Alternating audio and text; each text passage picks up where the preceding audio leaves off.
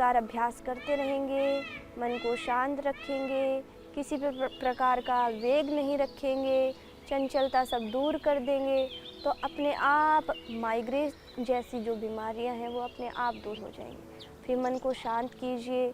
फिर हम घरेलू उपाय से लेके, औषधीय उपायों से लेके, फिर आयुर्वेद में जो उपाय दिए गए हैं उनसे लेके, सब चीज़ों को हम मिला के, सब चीज़ करते हुए अपने आप को उभार सकते हैं।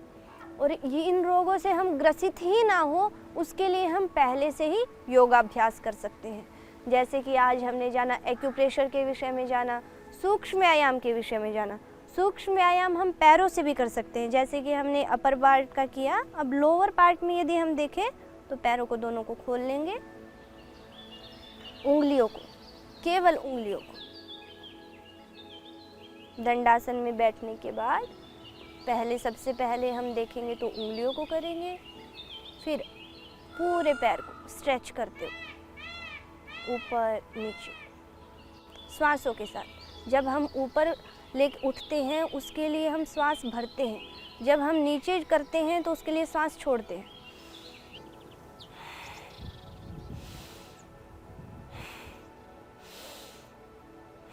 वैसे ही जब हम दाएं या बाएं झुकते हैं तब भी श्वास को भरते हैं, फिर बीच में श्वास छोड़ते हुए, फिर दूसरी ओर।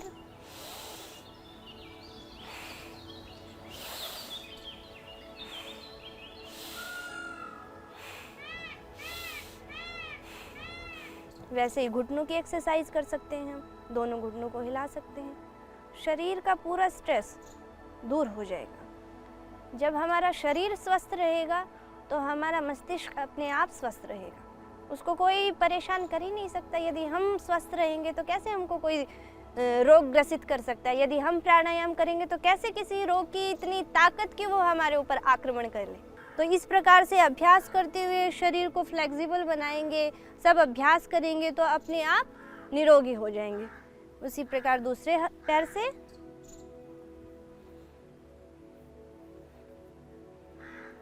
और माइग्रेन में मुख्य आसनों की भूमिका है शीर्षासन, जो सभी आसनों का राजा कहलाता है, अर्थात जो सभी का महाराज है, उसको हम कर सकते हैं। सर्वांग आसन कर सकते हैं, इन सभी आसनों को हम कर सकते हैं। तो शीर्षासन के क्रम में क्या रहेगा, पहले यदि आपसे होता नहीं तो आप दीवार के पास में जाके प्रैक्टिस कीजिए, उसका अभ्यास कीजिए। एक दिन नहीं होगा, 2 दिन नहीं होगा, हफ्ता नहीं होगा, 10 दिन नहीं होगा, लेकिन यदि आप हर रोज प्रैक्टिस करेंगे उसकी तो उसको होना पड़ेगा। क्यों?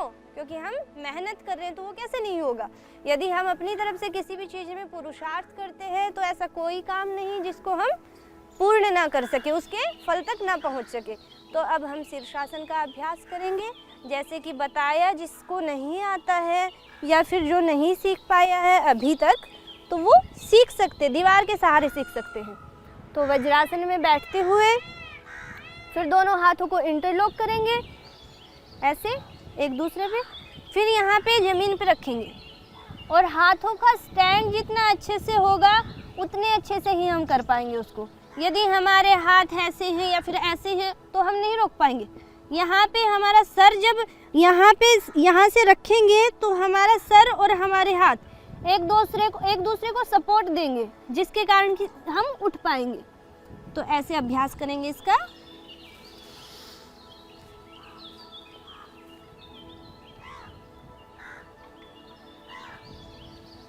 आराम से, धीरे से।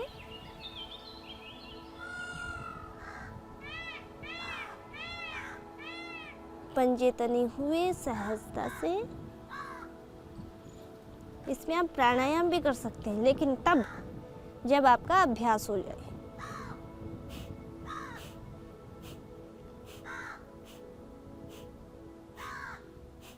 इससे क्या होता है, जो ऑक्सीजन, जो ब्लड सर्कुलेशन होता है वो हमारे मस्तिष्क की ओर हो जाता है, जिसके कारण कि उसमें सभी नसों में जो भी हमारे नाड़ी तंत्र हैं उनमें अच्छे से पहुंच पाता है और फिर वो अच्छे से काम करने लग जाता है। इसलिए शीर्षासन इसमें उपयोगी बताया है।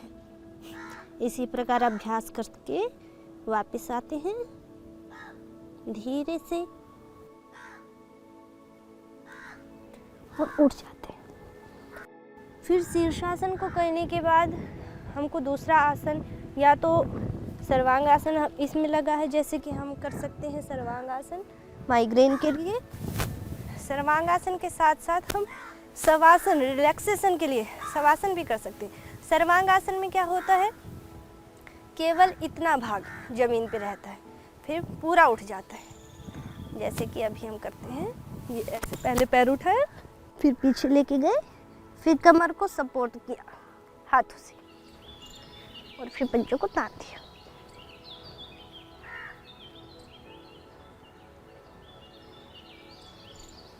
जो कि बहुत लाभकारी होता है माइग्रेन में।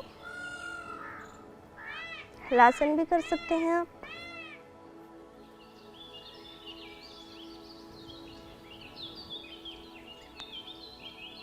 रिलैक्स, धीरे से पैरों को नीचे, कमर को नीचे लाएंगे, फिर धीरे से पैरों को 90 डिग्री पे हैं, अब सहजता से उसको शरीर को पूरा शांत स्थिर इस प्रकार शवासन करते हुए बाई करवट लेकर उठ जाएंगे। शरीर को पूरा रिलैक्स आराम से।